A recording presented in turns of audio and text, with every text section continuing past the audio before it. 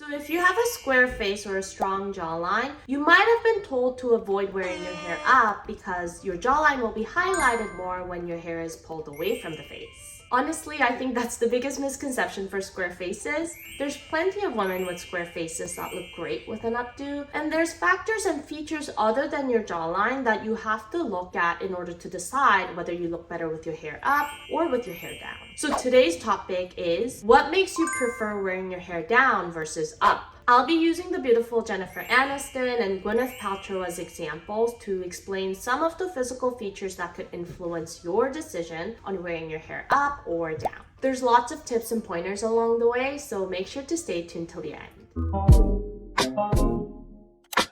Jennifer Aniston and Gwyneth Paltrow both have strong jawlines, but Gwyneth is a little more diversified when it comes to wearing different hairstyles, whereas Jen just really seems to love sticking to her signature style, and we rarely see her wearing her hair up. If we're just looking at the jawline alone to decide between hair up or down, wearing the hair up actually removes the contrast that's created by the hair against your skin. So technically, your jawline will be less highlighted with your hair up. So what are the features and proportions that are unique to Jen that would steer her towards wearing her hair down more often? The first factor is that Jen's face appears wider than Gwyneth's. I'm emphasizing the point that the face appears wider because proportionally speaking, Jen and Gwyneth have a similar horizontal to vertical ratio when it comes to the length of their faces. It's just that Jen's eyes are more close set than Gwyneth's, which means that the distance from the outer corner of the eyes to the hairline is wider for Jen from a frontal view. I actually read somewhere that Jen feels self-conscious about how wide her face appears on camera, and this is why. I can personally relate to this because I have a bit of prominence in my side cheekbones, so I actually hate getting my photos taken because I feel like my face always appears wider in a photo than it does in the mirror. So if there's any truth in Jen feeling self-conscious, I totally get it. But going back to talking about Jen's hair, wearing the hair down and using chin level layers to frame the face like Jen always does, that helps with covering the sides of the face, which obviously makes the face appear narrower. Another distinct feature of Jen is the shape of her chin.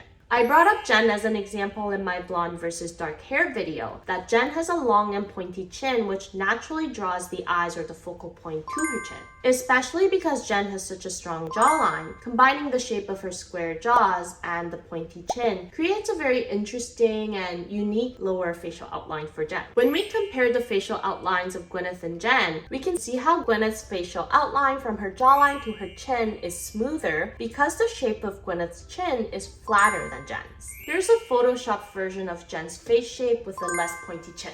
You'll notice how your eyes are less drawn to her chin and jawline area in the right photo. As I always say, there's no such thing as bad features. And the shape of Jen's chin may draw a little more attention to the area, but it's also what makes Jen's face appear more slender.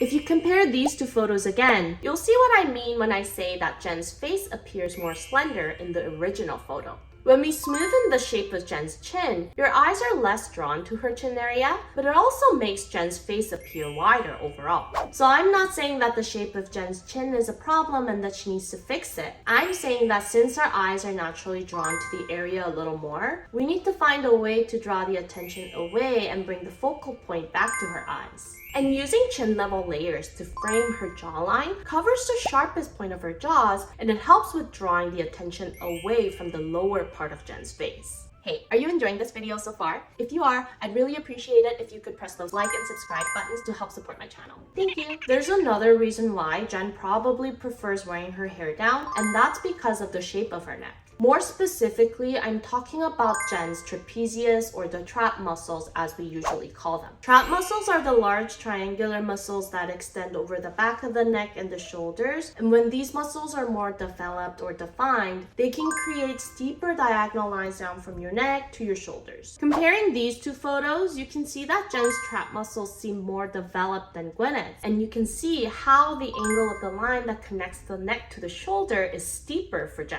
In my video, video on Ariana Grande, I explained the visual effects of the length of the neck and how it can make a person look either taller or shorter overall. Now, there are two different cases where the length of the neck has a visual impact on a person's overall height. The first case is like Ariana, where the actual length of the neck is shorter than the average. And this you can tell by looking at the distance from the chin to the collarbone. The second case, which is in Jen's case, is when the length of the neck is actually not short, but it just visually looks shorter because of how developed the trap muscles are. If we go back to these photos again, you'll notice that the distance between the chin to the collarbone in both photos are pretty similar, but it's just the angle of the trap muscles that are different, which makes Jen's neck appear shorter.